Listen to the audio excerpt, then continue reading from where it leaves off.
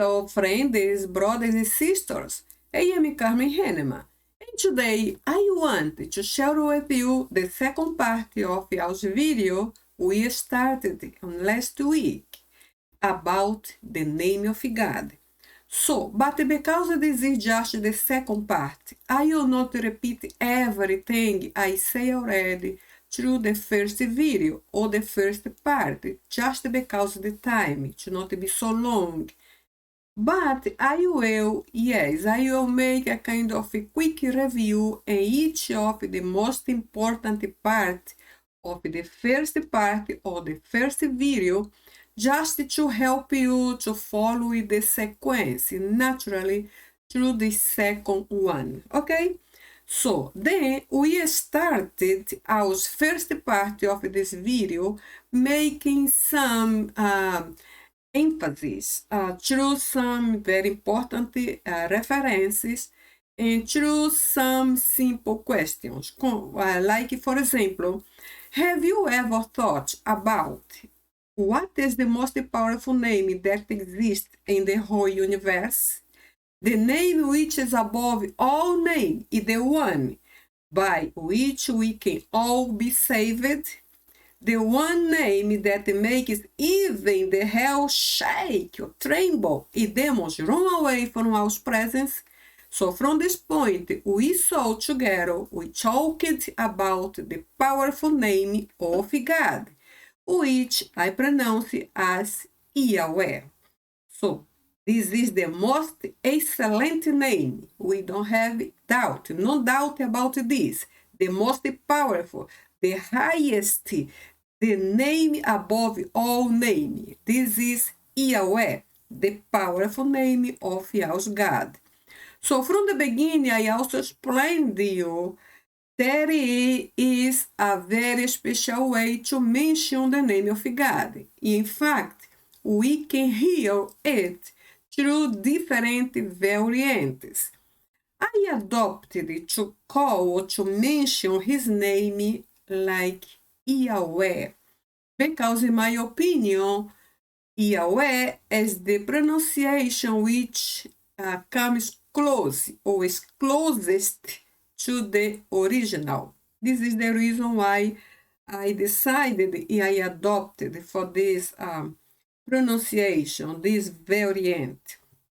So from here, we also saw that God has just one name. And his name is represented by the Hebrew tetragrammaton, or tetragram, which by itself defines two different concepts. The first is tetra, which means four. And the second part, grammaton, which referring to letter or letters in this case. So when we see the whole word, we say literally 4 letters. And this information match with the numbers of letters, capital letters, we see here beside, which represent the transliteration. I mean, transliteration is to represent by words, or in this case by letters, the same we hear, or like we understand. So from this point, transliteration, we saw it is not a real translation, it's not even a kind of interpretation, even is not original, like the name you see here on the top. Transliteration, I repeat, is just to represent by words or by letters the same way we hear or as we understand. Yes, a kind of a transcription we do just to help us to better understand the sound or the pronunciation we are perceiving from others. So, tetragram, in this case, for letters, match with the numbers of letters we use to transliterate the name of God. And also match with the numbers of consonants we see here on his original name.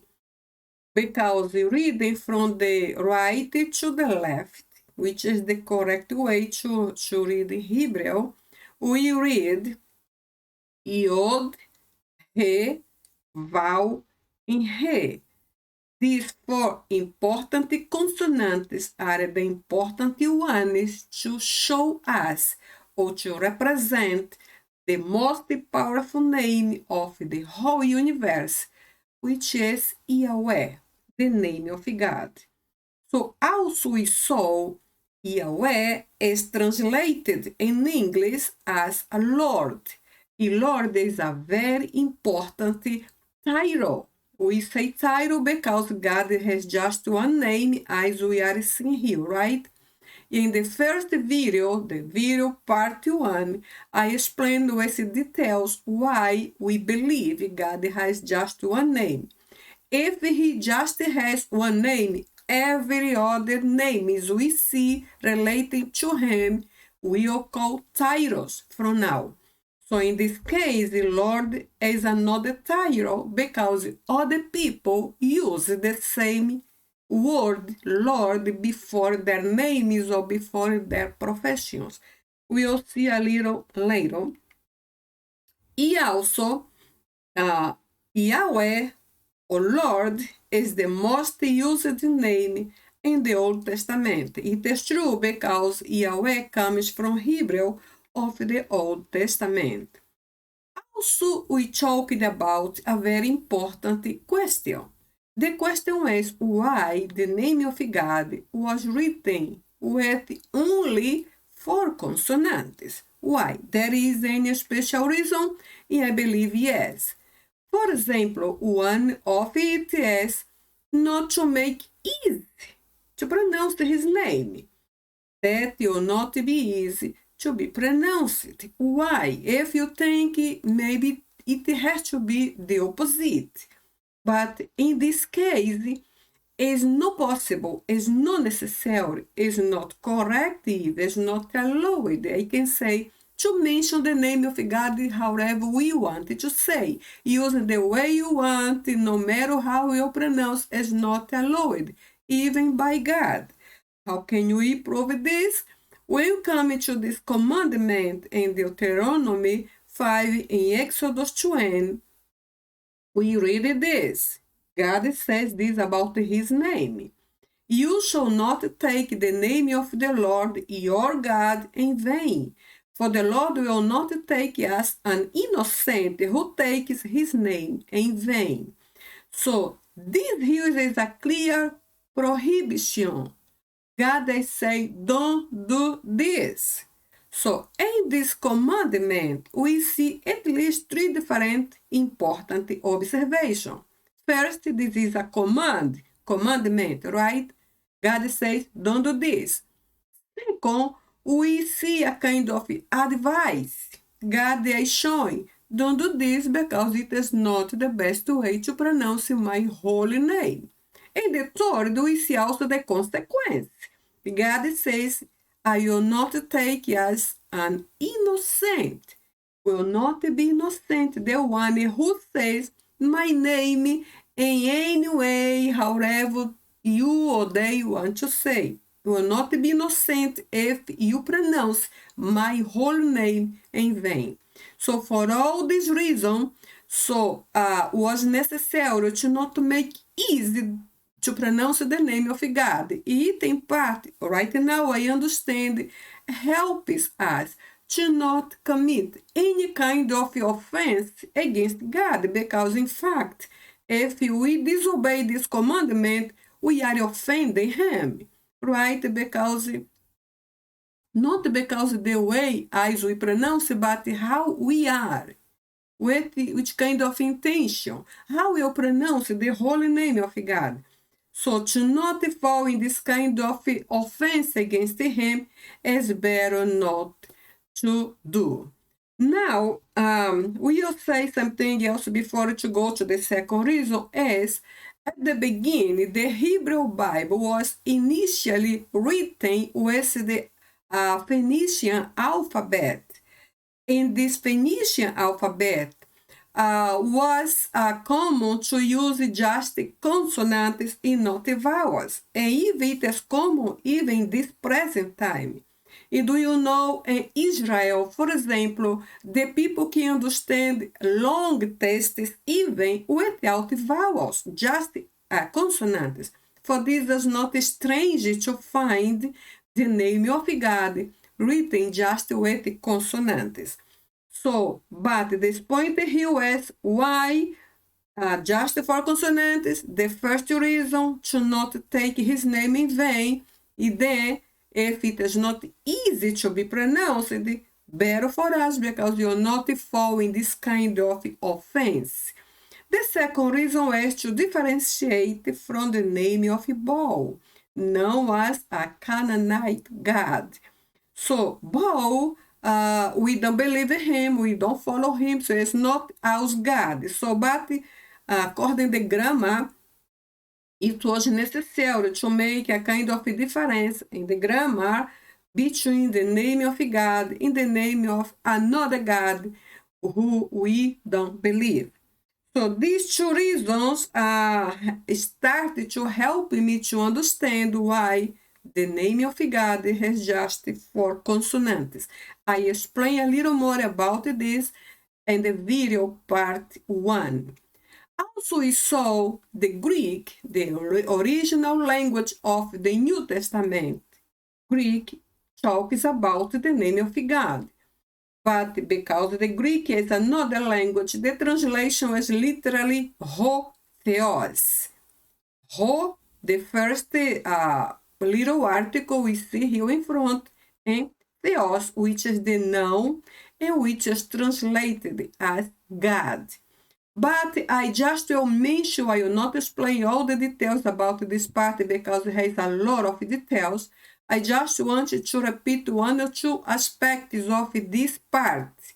According to the grammar, God is just a title, even so many other people can have. For example, this first part shows us all these I explained very well in the part 1 of our previous video. You can come back there and check, but I say in all these words, because God is just a title, can be given to any other person, including to a woman, in this case. And we see here in these two references, Acts 19:37, in the same chapter in book, verse 27, two references given to Agares from Ephesus. There, the people usually worshipped a woman, and then in some time of the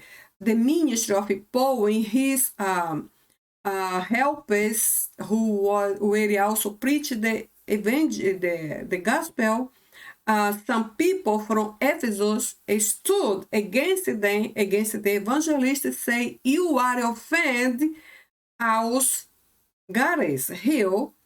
And someone else from the city stood to defend, basically defend Paul's his message. He says, no, they are not offending, and again, aos Gares. So why I say aos Gares? Now I will go to the grammar. I explained this there. I will just refresh your memory with some extra information, right? So in Greek, as I say, God is just a title according to the grammar. So in this case in Ephesus, they used the same word, theos, and just placed it before the noun theos, which is God, this little article feminine singular, de, which refers to a female, a feminine or a woman. It literally is the God, but refers to a goddess, a female God, right? We see this in this reference, Acts 19:37, this first part. Someone else says, don't worry, Paul and his ministries are not offend aos God. Aos is Hemo, e Theon is God, e Tem is the feminine or female singular article because all this refers to a woman. Also explain according to the grammar, the word theon is different of theos just because of the case. In Greek, we use different cases depending what we want to emphasize during the sentence. In this case, for example, the Bible is emphasizing a woman, a specific person. For this reason, everything here is in the accusative or accusative case, which is the one which emphasizes someone specific during the sentence or the text. When it happens, each word ends in this kind of letter, which we call ni, and replace the letter n in English. So every single word ends in the same ni because it is specific or point specifically to one specific person during the sentence. We are referring everything we say to this person, for this is the accusative case. So, the same reference we see here in the next verse, 27, even as before 30, right? 37. This, the same reference to the same goddess, the same woman, the same female god. And then even we see theas as the feminine of theos. It's translated already to feminine. Before the noun, we have megalis, which is the quality of this goddess, which means great. So literally, the great goddess. So this woman is a great God for them, or was a great God for them. And now we see the article here in front is feminine, te, like or similar of this we have here, he, which is also feminine. So these two references make a mention about a woman who was being worshipped as their God. So I mention all this here just to say, I repeat, God, according to the grammar in Greek, is just a title, that even can be given to a woman. The second part we saw in this topic was in 1 Corinthians 8, verse 5, when the same word God also can be given to a group of people. We see here in your language, for I thought there are also some who are called gods. Gods in plural, more than one, right? A kind of a group of people, whether in heaven or in earth, as there is many gods, again in plural, and many lords, also in plural. We see here the same verse in Greek. Kaigar eipere sim legomenoi theoi. Here theoi is gods or theos in plural. So in Greek, we know the plural ends in oi, is singular in os. So in this case, theoi is more than one, is goddess, literally, like you see here in English. Eight and Urano, 8 pigs. So in the cielo or in the heaven and in the earth. Hospe is a kind of a comparison as a sim, verb to be, are called, legomena called gods, as you see here in English. And poloi, muchos, here we say many, e is are, kyrios, kyrioi, lords in plural, and poloi, muchos. I explained very well in the first video because we have two different languages when we make the translation. In this case, in Greek, I needed to jump one by other. They are not in the same sequence of English, just to match the translation. So in this case, I have to jump in different places to make the translation to be a little similar of the translation in English. But it is literally what we see here. Porque because there are here many who called themselves gods in the heaven, also in the earth, as are many called themselves gods, and many called themselves Kyrioi, or lords. So the second part is just to show again God is the noun which, according to the grammar in Greek, can be given to anybody else. So somebody wants to decide to call him or herself God, they can use this because it's just a title. It's like a governor can be a woman, can be a man, or president can be a female, can be a male. Anyway, it's just a title. So just to mention you, this is not a simple command. It has base in the same Bible. And if it is in the Bible, like the first part, now the second part. First part refers to a woman, second part refers to a group.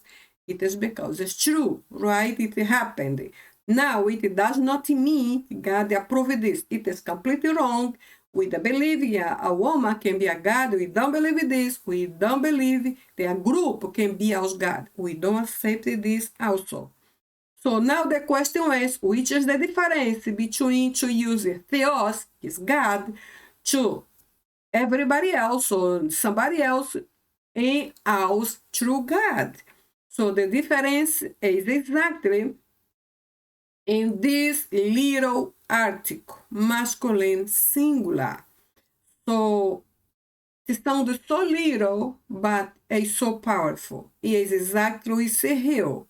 When we found this word like theos, does not refer to us God.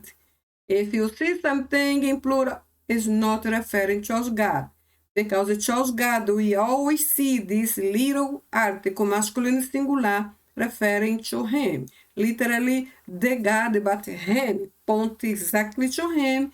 And also, I believe, this is my personal opinion, besides to be part of the grammar, which indicates the masculine superior, which is the highest God, our God, it is also a symbol of reverence. So every time in the Bible in Greek, you will find a noun referring to us, true God. You'll see before this a very simple masculine singular article referring to his name, pointing to him. As we see in 1 Thessalonians 5:23, we have here the name of God called God of peace. And we see here, for example, Ho Theos Theis Eirenes. This verse is this one in 1 Thessalonians 5:23, which says, the very God of peace sanctify you wholly, and your spirit, soul, and body be found holy and blameless at the coming of our Lord Jesus Christ. So I know you know this reference very well, and from there I took this part only. Ho Theos Theis Eirenes, God of peace. This is the first part of this verse I mentioned right now. And even John 1:1, we see the same situation. The verse says, in the beginning was the Verbo, o Verbo was with God, and the Verbo was God. There, the verse is very defined, is very direct, is very specific, is very exclusive, pointing towards God.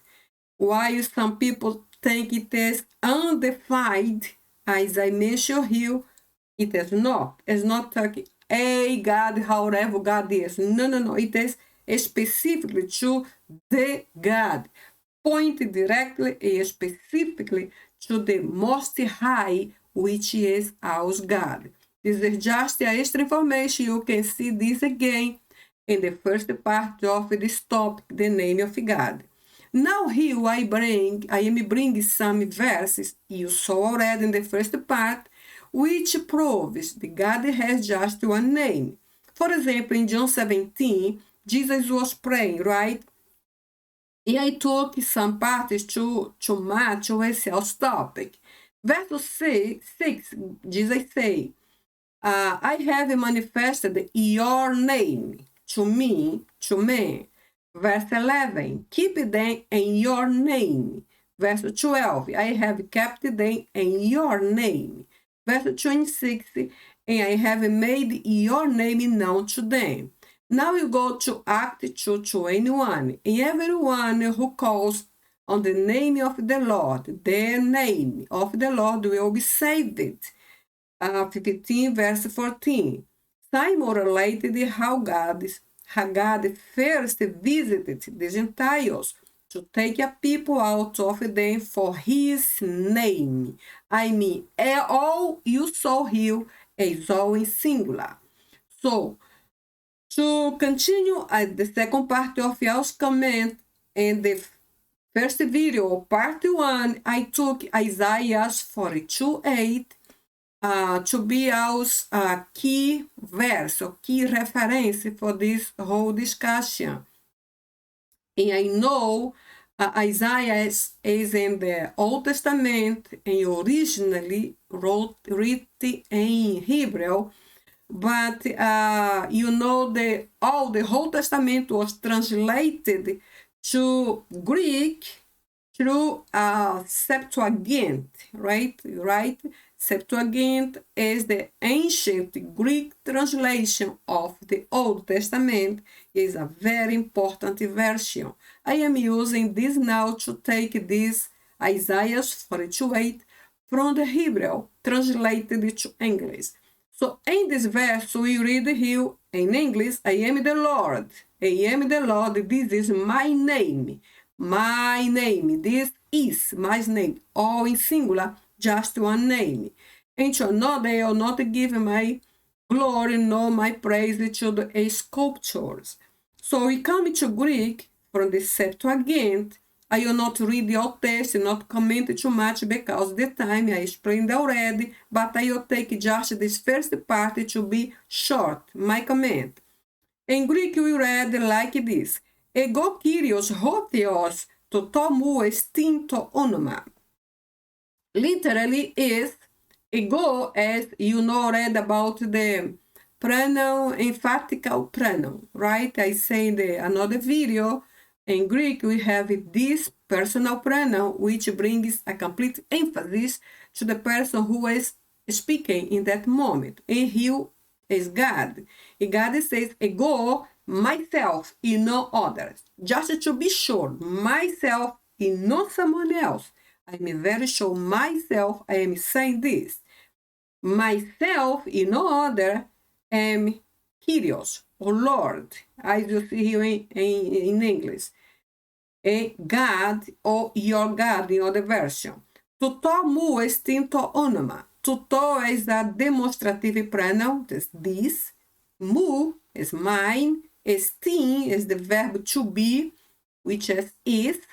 To onoma, name. Now, to is the masculine singular pronoun, an article which always comes before the name or another kind of expression relating to the true God. In this case, onoma refers to this name here, which is the name of God. It's not someone else's name. It's just only the name of God. For this article here in front, the masculine singular is identify, is emphasize, is pointing the name of the true God. But this is in part as grammar, which is important for me because the grammar helps me to understand the context and better explain to you, right? So literally here we see God just has one name. This is my name in Greek, tuto mu extinto onoma. This is my name, right? And who say this? Ho theos. You see the ho here in front, masculine singular article referring to the true, the only true God. Also is the Lord, or Kyrios, and who say all these things, him, ego. Myself, says the Lord, myself, and no someone else, am the Lord, the only God, and this is my name. You can see a little more about this on the previous video. Here we have some different single and compound names of God. Or titles of God, as I mentioned already, I commented some of them in this previous video. So we talked about eternal and judge, but today we'll talk about the compound names, which are names or titles formed by two different words. For example, here, Jehovah Mekadesh, or your Jehovah Kadash is the one we'll comment now. Here, the next Jehovah Sivaot is another we'll comment. And here, Jehovah Shammah, we'll comment now. Jehovah Rapha, we'll comment now. Jehovah Nissi. So this, we see two titles or two words together. We will comment now, and they are the compound, because all simple creator, king, advice, we commented already in this first part of the video, right? So now, we will call from now titles and not any more names, because you know already God just has one name, it is Yahweh. We saw in the beginning Hebrew. We will try to see others under other titles all referring to his name. So according to the information I have, God has more than 200 titles referring to him or to his original name. Personally, I think he has more than 200. More than. I will not mention here my extra information to not contradict with some important other informations the other professional mention in their topics. Anyway, but we'll use this for now, but I honestly think God has much more than 200. So according to information, he has more than 200 titles referring to him or his name. Why? Now, I say you, it is not a simple category of names, it's not a simple exposition or simple definition of his name. It's not about this. God had, from the beginning, some specific reasons why to show himself through so many titles. One is to reveal all the different aspects of his perfect character. How to explain this? For example, we can find the powerful God as a father, as advisor, as a provider. We know he is our peace, our light, our bread of life. He is our savior. He is our intercession, who intercede, who pray for us forever, who is our king. He is our God. We can know him with different aspects of his perfect character. We have in God every single thing we need. All which kind of need we have, we can find on him. The next is why God has so many titles. Every to reveal his perfect character through his different aspects or attributes, is a better word, different attributes. Also, he wants to show to the world, to the humanity, all his distinct purposes, right? Because God loves the world. He even sent Jesus to die for everybody, no matter who we were in the past. when he made this huge sacrifice, he wanted to show his distinct purposes for the humanity. For this reason, we can meet, we can relate, we can develop a special relationship with God according these different aspects or attributes of his perfect character.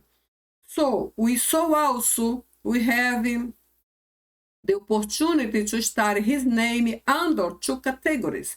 The first category is simple names, which is formed by just a simple name, like King, Lord, Savior, Advisor, Provider, single names.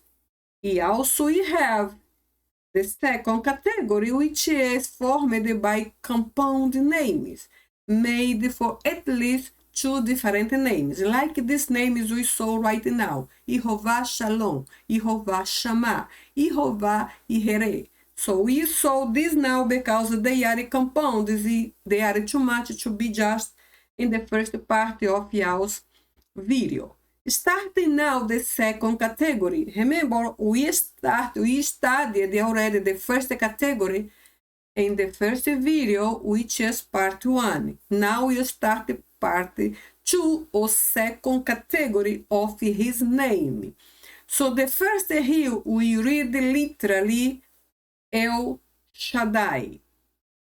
El Shaddai. You remember, Hebrew is always from the right to the left, right? We cannot read really correctly. We does not make sense if you read in the opposite like we read in any other language. So literally El Shaddai, and this is my transliteration. I am writing here as I can understand, right? El Shaddai, which means omnipotent, almighty. We find this beautiful title in Genesis 49:24. It highlights the God of impossible things. He is absolutely the one who can make impossible things, impossible actions, impossible miracles. He can bring impossible answers. He can make impossible provisions. He can open impossible doors. He is the one who can make impossible everything for you and for me in case we need. He is the one who is not limited to our human limitations. So he is literally the Almighty, completely omnipotent. For him, there is not limit, there is not border, there is not a close possibilities. He is the God of impossible things. For this reason, open parentheses, however is, no matter what is the situation where you are, no matter is how you are feeling today, if you decide to bring to him, to this powerful El Shaddai, your situation, you can see even right now a big and impossible answer from him, because the God you know, the God we serve, is much more powerful than we can describe by our simple and limited vocabulary. In particular, in my case, right, it's impossible for me to express, to explain how powerful he is, because my vocabulary is so little yet. I cannot say enough, because it's so powerful he is. Also, El Shaddai is defined as the God who blesses. I believe it completely. So the second title we see in the second category is El Ohem. So it's a kind of close. I had to make this little division at the end, but it's literally El Ohem. We can read it together, Elohim. Again, this is the transliteration. I am writing as I understand, right? Elohim, which means supreme or mighty one, referring to our powerful God, whose great power is reflected in creation. We know this. He created everything. We don't have any doubt about this. Reflected in creation. We see this in Deuteronomy 10. It appears about or more than 2,700 times in the Old Testament.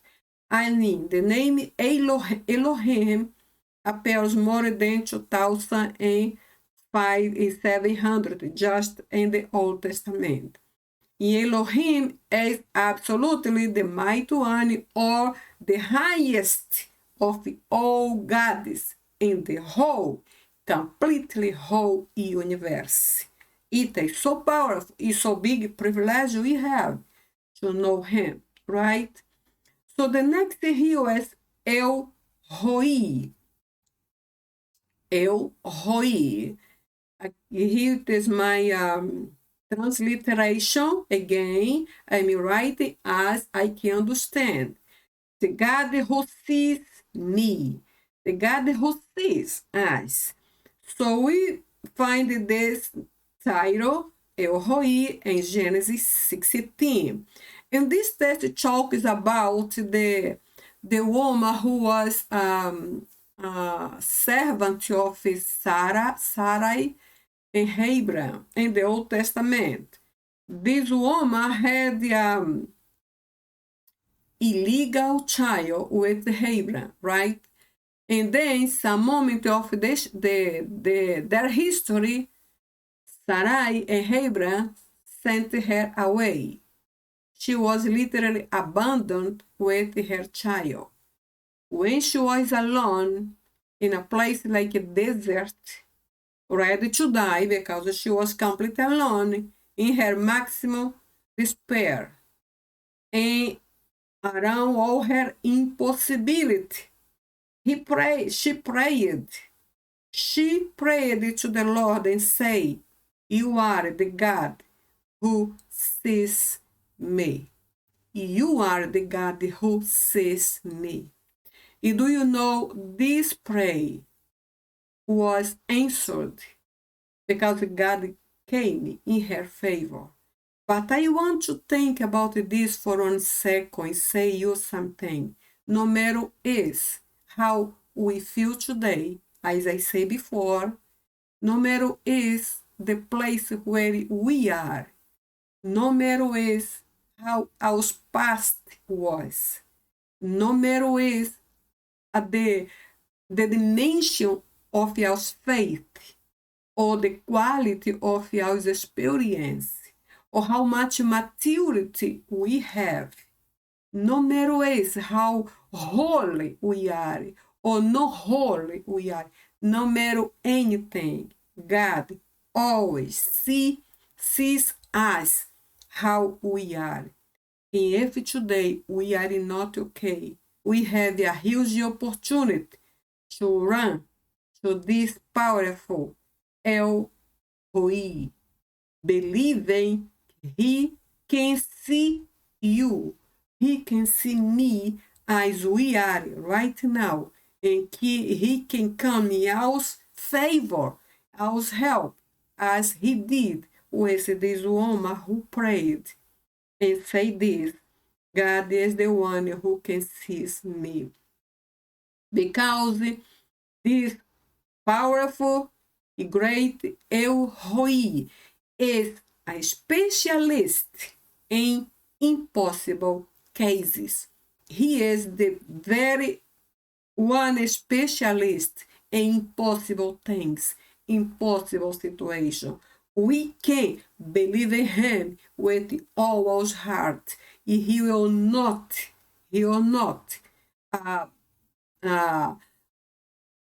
demoralize, he will not confuse us, never. So the next title we see here is El Olam. El Olam. So it means eternal God, right? This title, eternal God. In Genesis 21, he is the everlasting God, forever and for all eternity. It sounds like a repetition, but is literally literal. He is the everlasting God. He also will be forever and for all the eternity, by generations, by centuries, and forever. He will be the eternal God. He never was created. He never had a beginning. He never will end. He never will disappear. This is another privilege we have to know this powerful El Olam. So the next title under the second category here is Jehovah Rapha. This is my transliteration, Jehovah Rapha, the healing Lord, or God our healer, in Exodus 15:26. His healing power is related to all kinds of diseases. For example, physical, spiritual, emotional, psychological, social, and all the other aspects of our lives.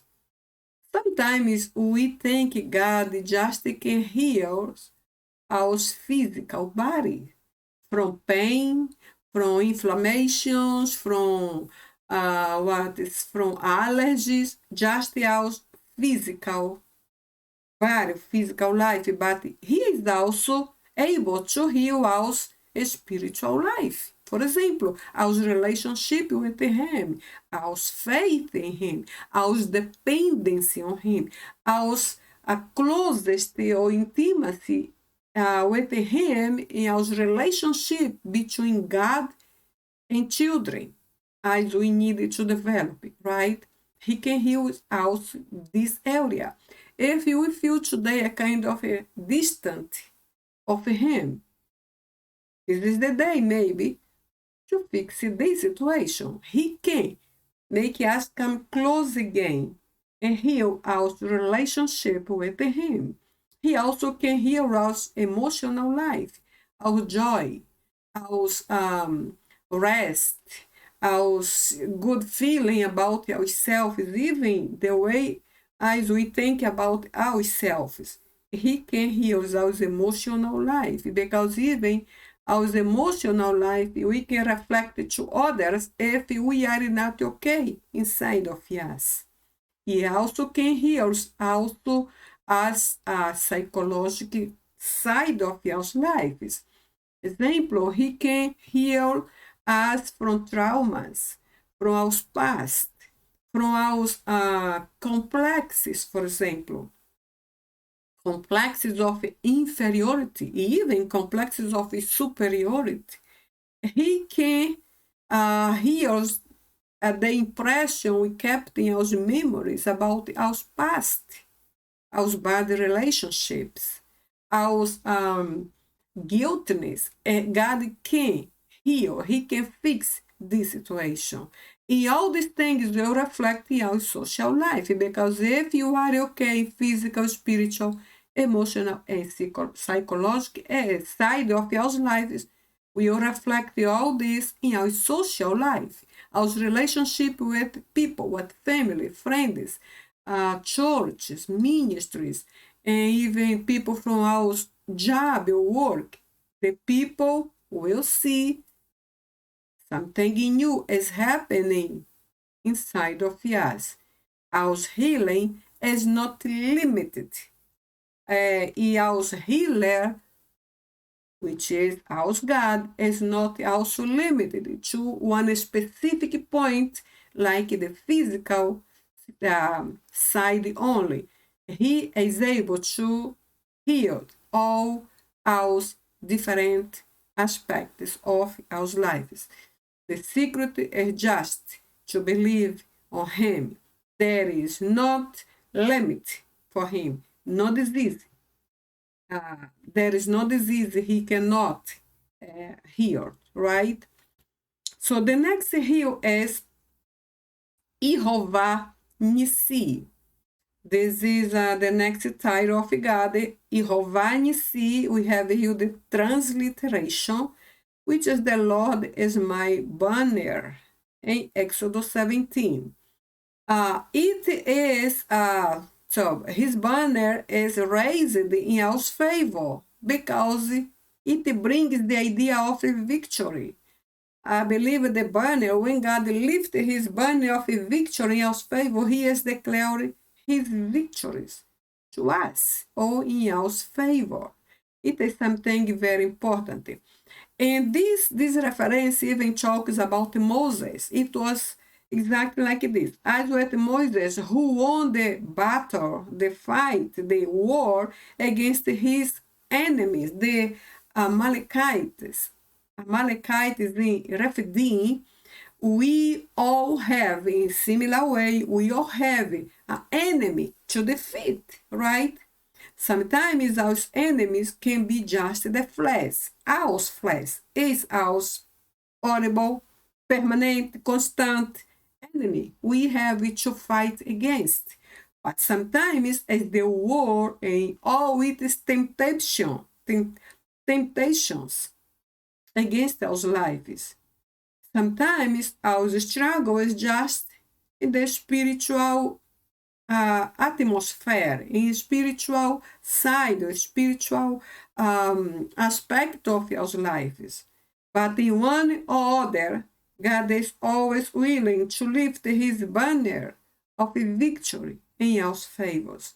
And also, as we engage in the battle of, in the spiritual fight, the spiritual battle between light and darkness, evil and good, perversion and holiness.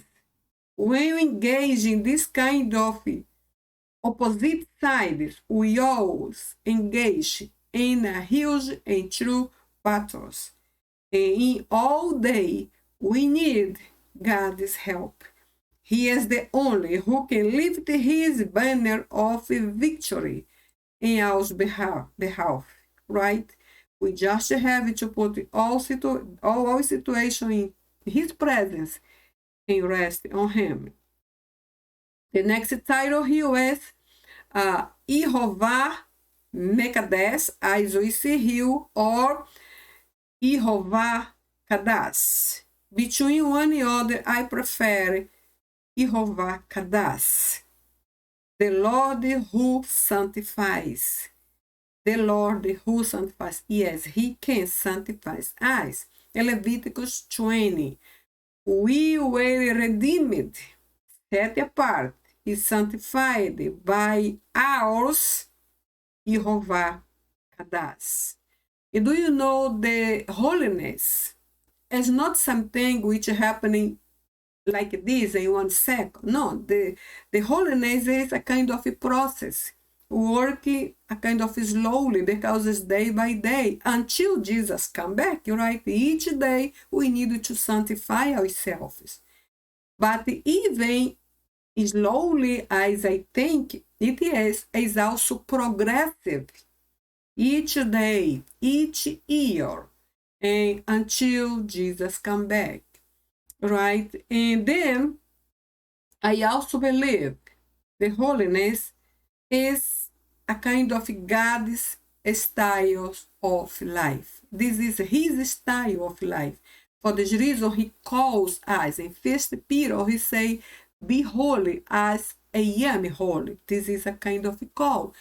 And if he calls us, it's because it is possible to live as a holy people who will always please him, living under his style of life, which is holiness. Holiness in our thoughts, holiness through our words, holiness in our character, in our behavior, in all these things. We usually fight daily to be successful, right? But it is possible if he called us to work in holiness, is because it is possible. Even Jesus paid the price for us in the cross. It is our great support.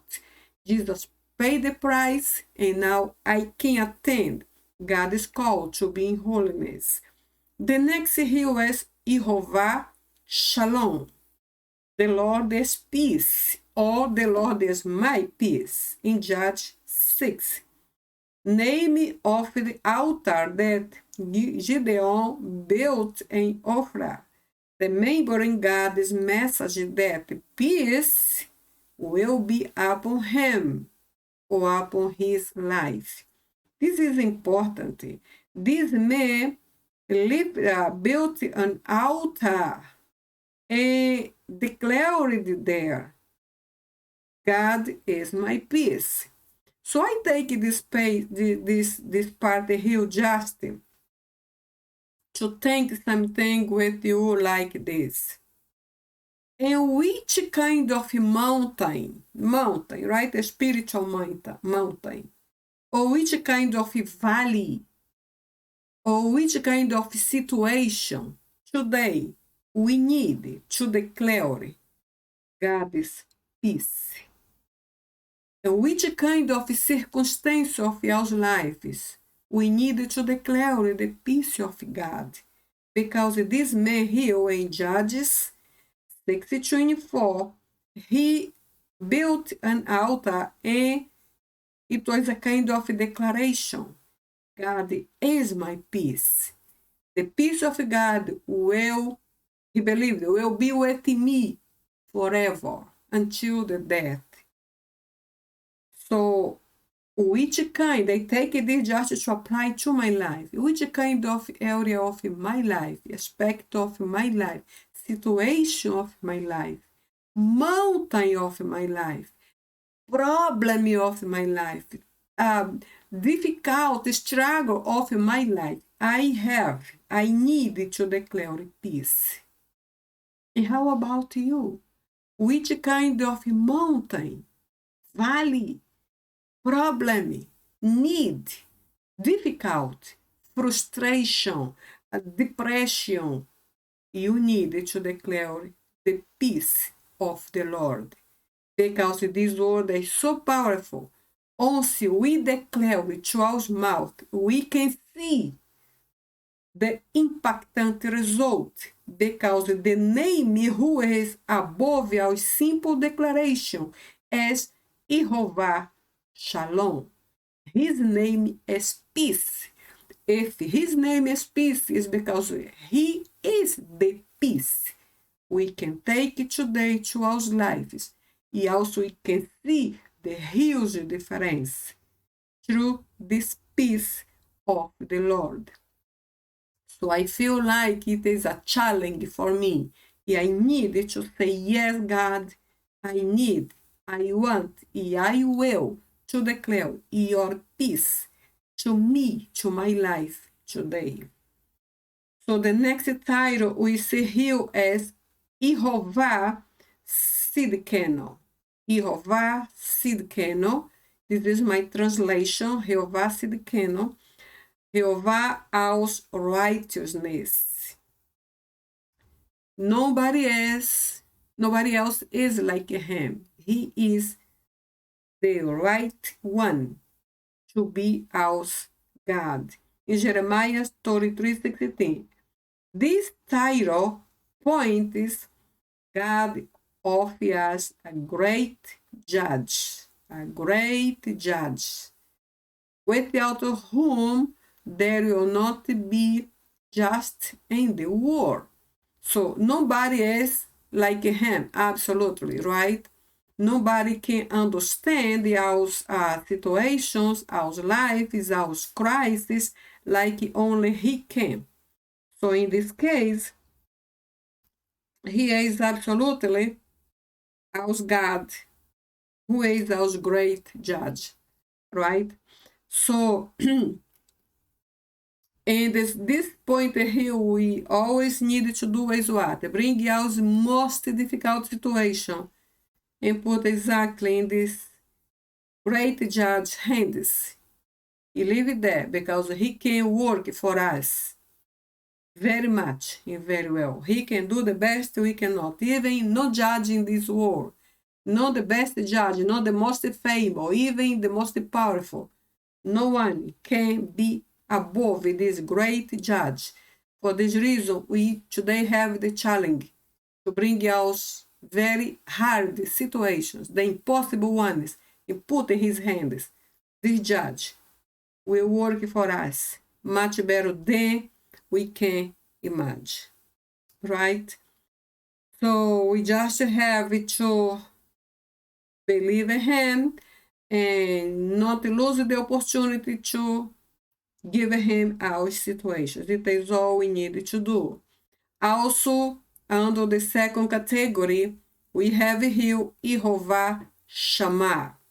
Jehovah Shammah, the Lord is present.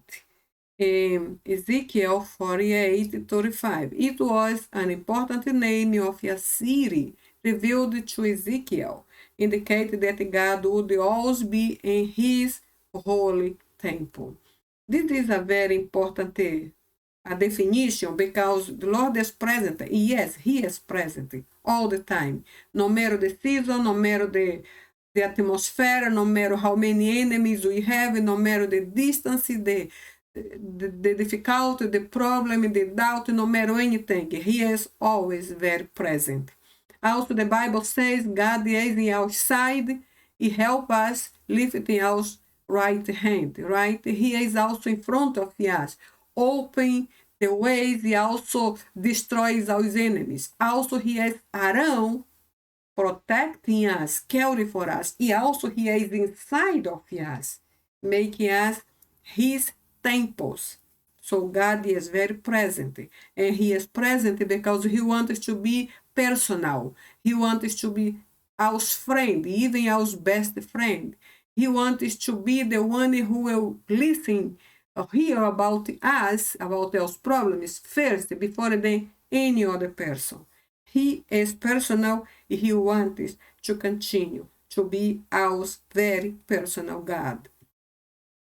So now, as well as in us, his spiritual temples, also translated, the Lord is my companion. This is a kind of, I may remember now another terminology. He is present, he is also our companion or my companion, particular, as we can see a little in Matthew 28:20, when he say, I always will be with us, just to match kind of the same comment.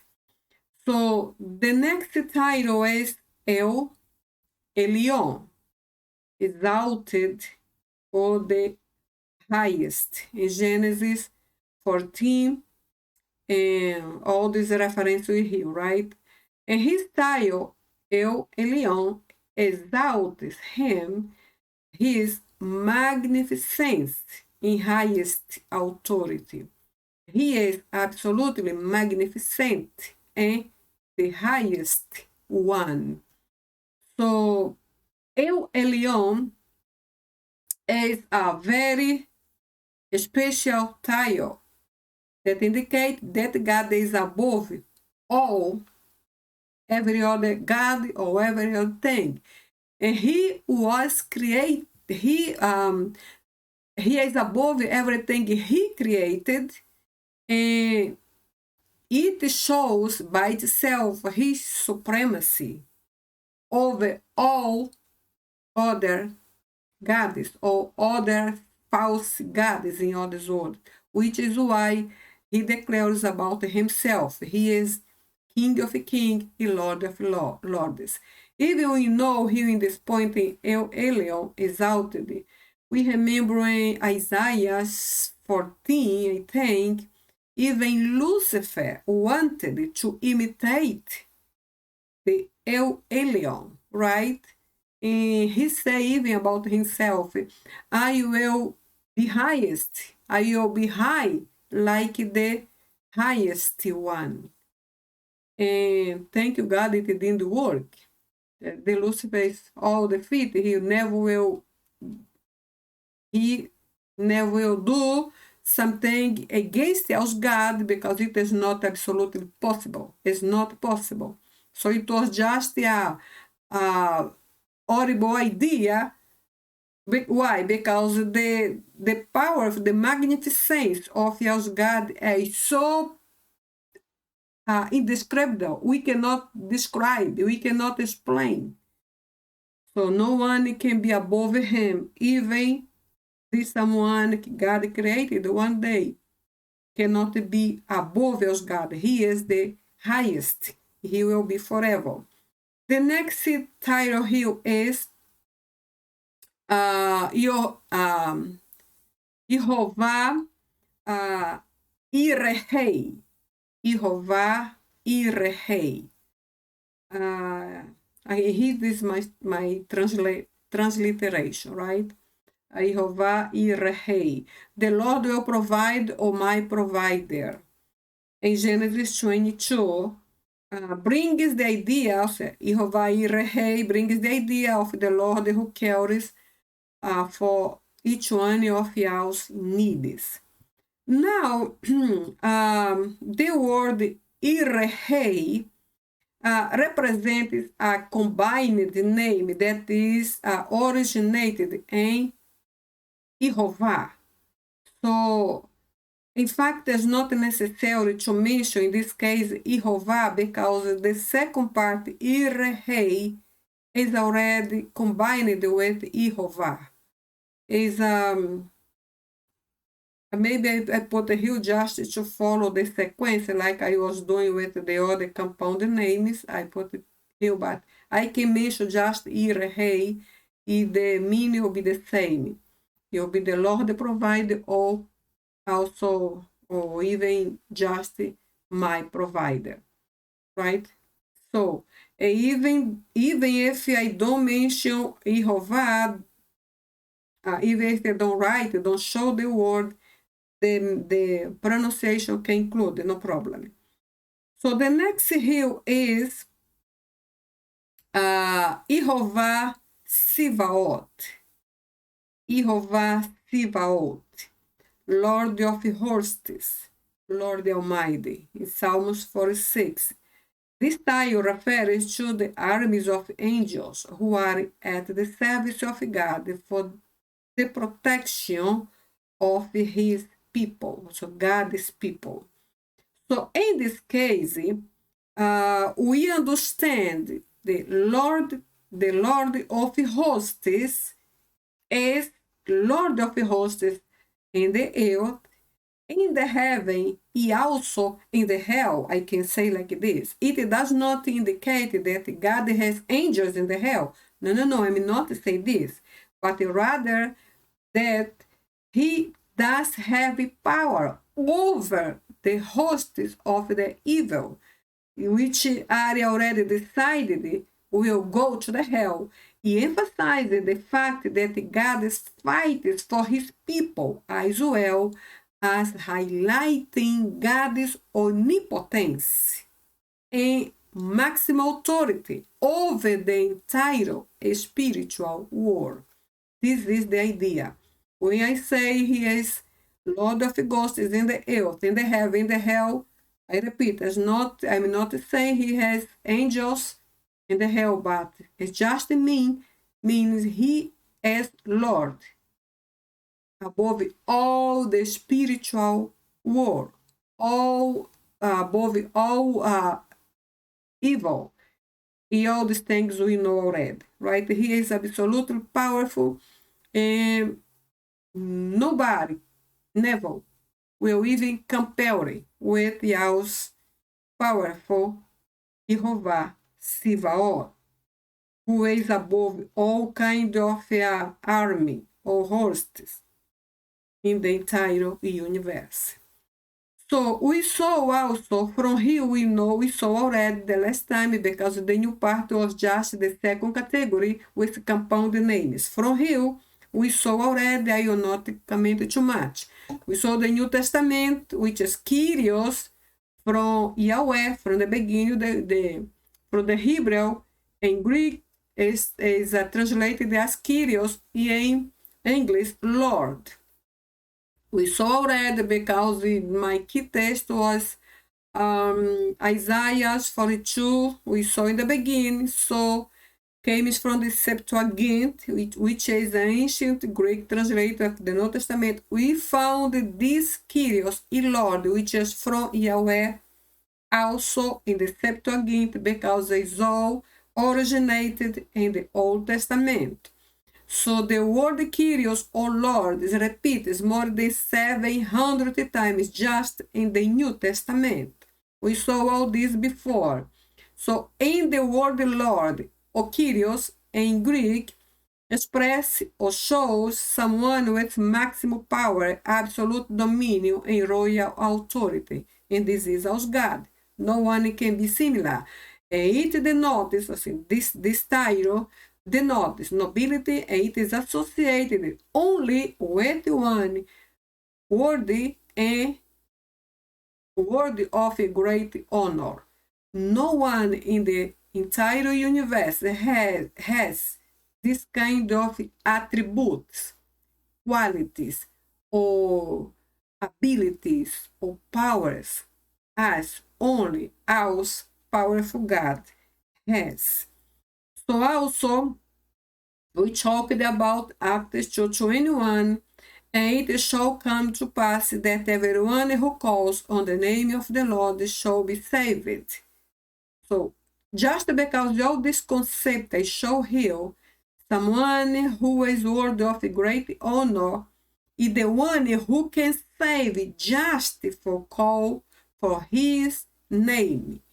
Now I bring you the text, the same text, Acts 2:21 in Greek, as I did before in the first part.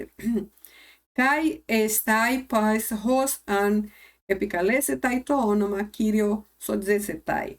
So this word here is the most important for me in this entire verse. Why? Because this word pas include this worst situation of someone else can show. This word pas include everybody. This word brings the idea that God does not reject no one. Nobody else can be rejected by him. In other words, everybody, anyone can come, no matter who is, without import, without think. The condition is this one has or present in this time. In other words, pas include the sinner, the evil, the broke, the sick, the perverse, the delinquent, the liar, even the dead, no matter the most miserable, even the most miserable, is included here in this word pas. But the situation will change when we jump to the next part of the verse.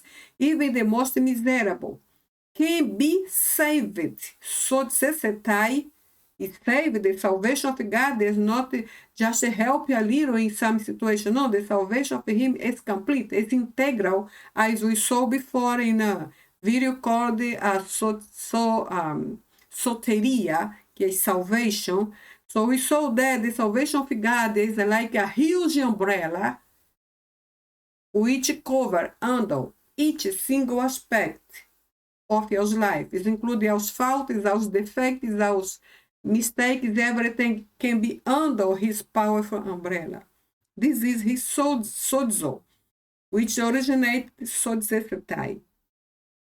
Again, even the most miserable can be completely saved. Sodzesetai, when, and this is the condition, when this person call for the name of God, to onoma. Now, this call, in English say calls, right? Calls on the name of the Lord. In Greek, epikalesetai, this word here was not just call, but is also cry out, is also plead, is also moan, is also beg. I mean, it's something we can express from inside to outside, from the very inside of us. It is this call in Greek. Epikalesetai. Call from the very inside. beg from the very side, plead from the very side, for the name of the Lord, tonoma Kyrio, for the name of the Lord. The consequence or the result or the conclusion is this one will be completely saved. Again, not just will get a little help for this only situation. No, his salvation is complete. He is deep. He is totally integral in our lives.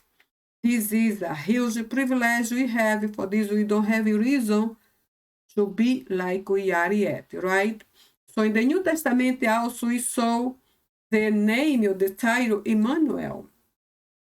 From the Greek or Hebrew, it has the same connotation, translated Emmanuel, God with us. In Matthew 1:23 and Isaiah 7. He is the personal God. We saw this already, right? He is the one who is close. Emmanuel is not distant, is not indifferent, is not sleeping, is not what? Is not indifferent with us. He didn't forget us. He is not putting us away. No, Emmanuel is very, very close. Is outside, is in front of us, is around us, protecting,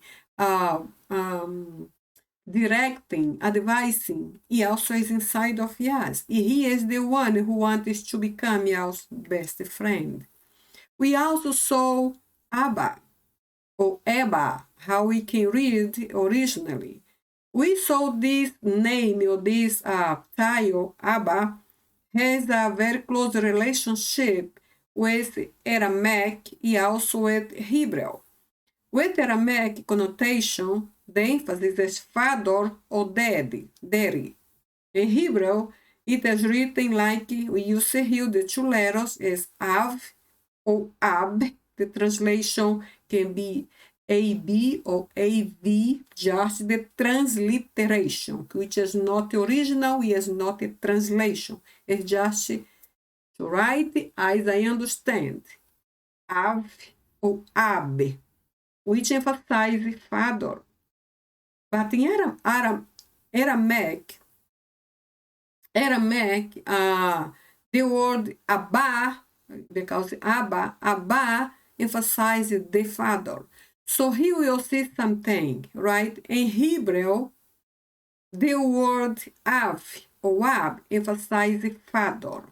In Aramaic, Abba emphasizes the father. So my question is, there is any difference between father and the father? I think yes. Father, anyone can be. The father points specifically for one. This is the father, is specific, is direct, is particular, is exclusive, right? The father. I am sure father, anyone can be, with so many father in different qualities, different sizes, different styles. But the father, just one. And now you understand why. It indicates a combination. So, Aramaic and Hebrew shows us a perfect combination between the intimacy of the word daddy and the dignity of the word father. The intimacy talks about this very close relationship, when the children depend of the father. In this intimacy level, the children depend, the children hear, the children obey, the children follow the father. And the children always want to be close to their father. This is intimacy. Dignity talks about the authority, the position of the father. The father is above, and everybody else is here under him. So, father keep the high position, the authority, the command, and all children are healed under him. So I think the intimacy, like to hear the Father, to follow the Father, to obey the Father, depend very much where the Father is. If the Father is on top, being the cover, all children who are healed under will obey, will follow, will hear, will understand, will cooperate, will want to continue close to the Father. So these two attributes are perfect to define the word the Father, which indicate as God. So also we saw here in John 8:12, the light of the world. I will not talk too much anymore, just reading. Ego em mim, to phos, to cosmo. Ego, myself in order, em me, am, to phos, the light, to the cosmo world. Ego em mim, to phos, to cosmo, the light of the world. We know the light, I mean God, when his voice, which is him, when he bright in our darkness, it boom, disappear in the same instant, right? Nothing better than to have the most powerful God of the whole universe to make our darkness bright. For this, the Bible says, our darkness can become like the sun of the noon, the middle of the day, very bright. The only condition is to call for this, or for his presence, and his is the very powerful light of the world, to cosmos. Also, God of peace, in Hebrews 13, Roder Theos tes eirenes. Theos, God, tes of eirenes peace. God of peace. And we know his peace is not the peace like the world give us, right? Because the peace of the world ends very quick when the party ends. But the peace of God can remain even when our difficult circumstances apparently don't change. His peace can continue to keep our hearts. Also, we saw about the great shepherd of sheep in Hebrew 3. So, ton poimena ton probaton ton megan. In this place is the details great of the great shepherd of the sheep. So, great is hill, mega, ton, mega, because mega refers to God, the article has to be in front, remember, right? Ton, mega, great. Poimena is shepherd. Also, we have the article in front because this poimena refers to our great shepherd. Ton, probaton, this is sheep. In this case, he is our great shepherd, or great pastor, as we see in other version, and because he is our leader, we follow him. We recognize his voice, as the Bible says, right? E also bread of life, in John 6:35. Ego emi ho artos tes zoes. Ego, myself, in no other. Don't forget the emphasis of this personal pronoun. Myself. In no other, em me, am, ho artos, the bread, tes of zoes life. Ego em mi ho artos tes de zoes. Myself in no other am the bread of life. So, bread of life. And we know if you eat this bread, if you feed our life with this bread, we will never die, right? Even our faith will never die. Our hope will never die. our joy, our happiness never will die. Our health will never die, because this bread is of life, and life, according God, is forever.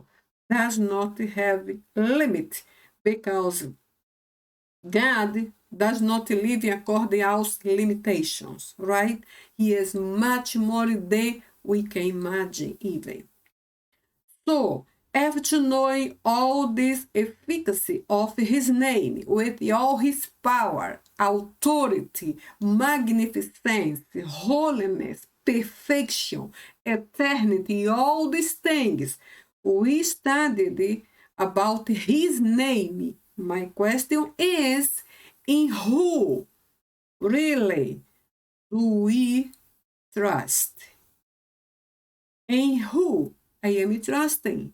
In who you are trusting? Because if his name is so powerful, brothers and sisters, we don't have any excuse to not become or to not be conquerors. As the Bible says in Romans chapter 8, you are more than conquerors in Jesus Christ. We don't have any excuse. We don't have a justificative.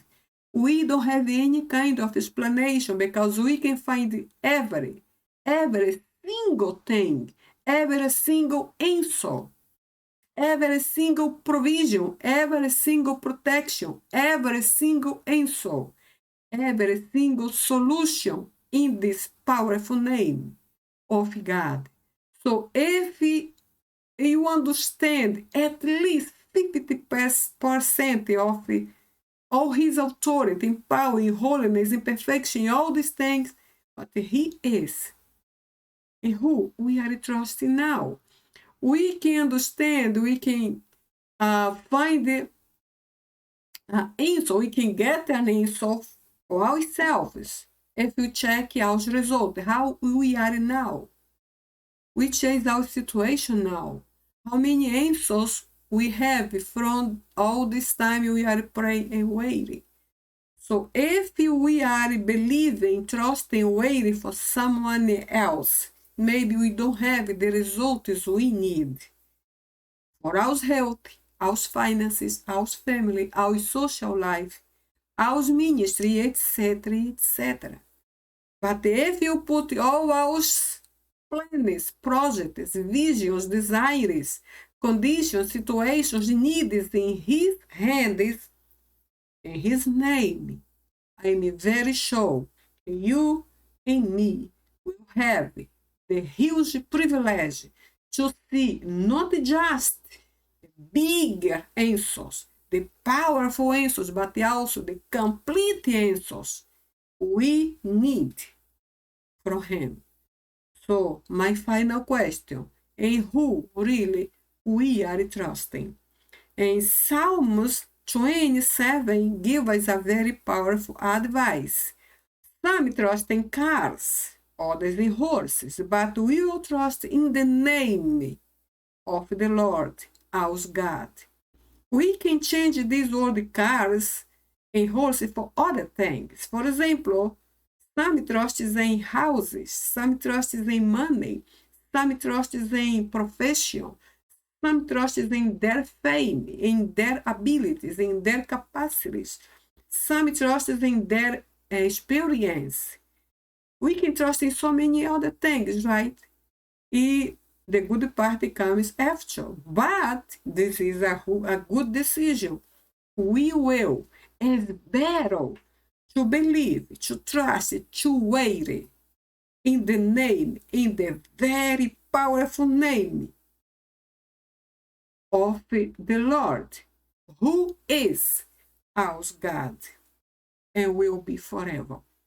So I hope this second part of your video help you to at least understand how powerful is the God you know and you serve and you walk with every day of your life. If we understand this minimal point, this single point, this only point, will not get lost never again.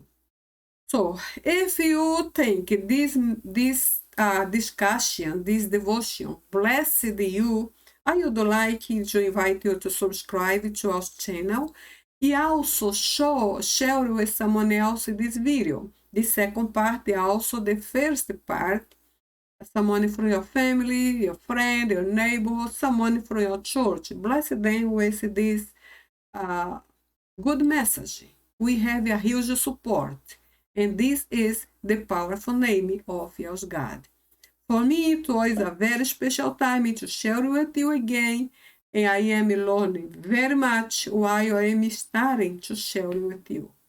Okay? I hope very much to see you here with me in the next video. God bless you today and forever. Bye-bye.